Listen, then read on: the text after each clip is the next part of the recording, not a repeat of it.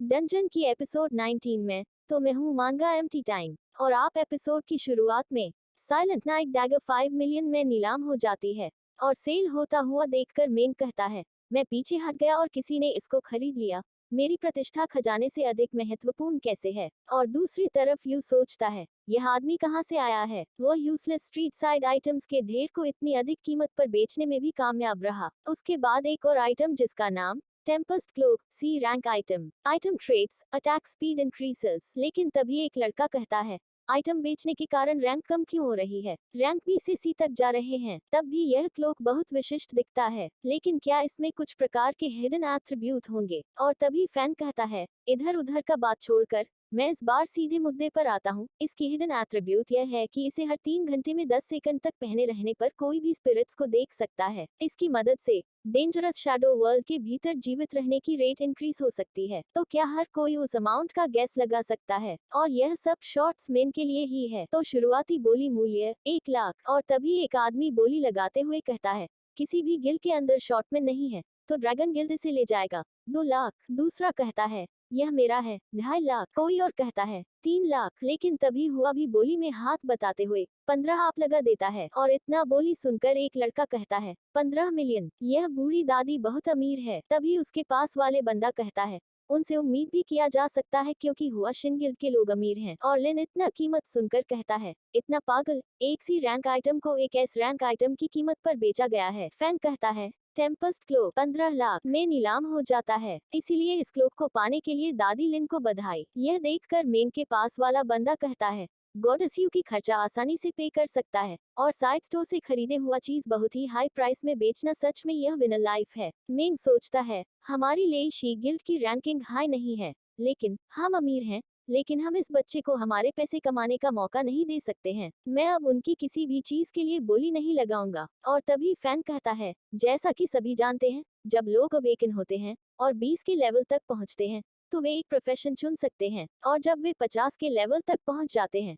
तो वे intermediate profession में upgrade कर सकते हैं। तो इसीलिए आज का तीसरा आइटम प्रोफेशन अपग्रेड से संबंधित है। Crystal skeleton head, B rank item. और यह crystal skeleton head rare rank item strength cent cup के लिए एक रिप्लेस है। जब वॉरियर की लेवल 50 है और इंटरमीडिएट रैंक वॉरियर बनने की जरूरत है, तो शुरुआती बोली मूल्य 5 मिलियन। तो यह सुनते ही एक आदमी कहता है, 5,50,000। कोई और कहता है 6 लाख। कोई और कहता है 7 लाख। और आइटम को देखकर लिन भी सोचता है, इसके साथ एक मजबूत इंटरमीडिएट रैंक वॉरियर बन सकते हैं। तो इसलिए लिन 10 लाख बोली लगा देता है। लेकिन मेंग को इतना अच्छा आइटम देखकर और खुद की बातों पर ध्यान न देकर सीधा बोली लगा देता है 15 लाख। इसीलिए मेंग लिन के बीच में बोली का रेस शुरू हो गई है। तो लिन सीधा 18 लाख बोली लगा देता है। मेंग लगाता है 20 लाख। लिंग भी लगाता है 23 लाख। यह देखकर मेंग गुस्से में बोली लगाता है 25 लाख। लेकिन तभी ही बोली को 35 लाख कर देता है, जिसकी वजह से मेंग और लेन अब कुछ कर नहीं पाते क्योंकि वह अमीर घर का लड़का है। यह देखकर लोग कहते हैं,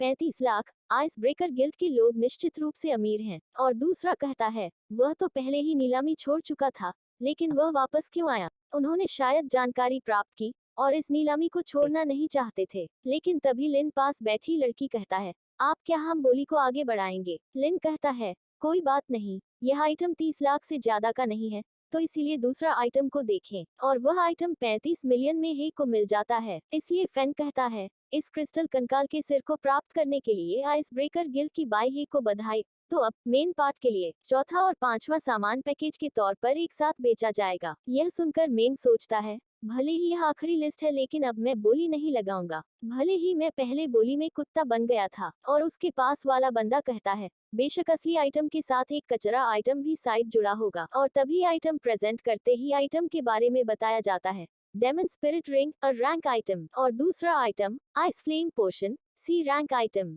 यह देखकर यू सोचता है, मैजिक स्पिरिट रिंग, 80 के लेवल के नीचे के मैजिशियन इस ट्रेजर्स को सभी जादूगर यूज कर सकते हैं और तुरंत आग लगा सकते हैं, और यह बहुत खतरनाक भी है। लेकिन बाजार में कभी भी इंस्टेंट रिकवरी पोशन नहीं होता है जो जादू की शक्ति को अधिकतम तक मैक्स देता है। इसीलिए जादूगरों के लिए यह भी एक अच्छा आइटम है। लेकिन तभी फैन कहता है, इसकी शुरुआती बोली 10 लाख। इसीलिए हर सभी को बोली लगाने के लिए 10 लाख जोर नहीं पड़ेगा। और तुम्हें तो पता ही है, कुत्ता कुत्ता ही होता है। इसीलिए मेन बोली लगाता है 20 लाख। हुआ लगाता है 30 लाख। और हे लगाता है 40 लाख। और इतना बड़ा बोली सुनकर एक लड़का कहता है, यह हमारे लायक बोली नहीं है, इसीलिए हम इससे दूर ही रहने चाहिए। एक बंदा कहता है, हाँ क्योंकि यह सभी लोग बहुत अमीर हैं। और मेंग बोली लगाता है 45 लाख। हे लगाता है 50 लाख। हुआ बोली लगाती है 60 लाख। और ऐसे ही बोली लगाते हुए देखकर मेंग सोचता है, नेदरनाइट डैगर खरीदने के बाद मेरे पास केवल 60 मिलियन बचे हैं, इसलिए मेरे पास कोई और रास्ता भी नहीं। लेकिन तभी हे के कानों में बटलर कुछ कहता है, इसीलिए बोली से हाथ हटा लेता है। और फैंग 6 लाख बोली को कंफर्म करने वाला होता तो तभी लिन रुक जाने के लिए कहता है।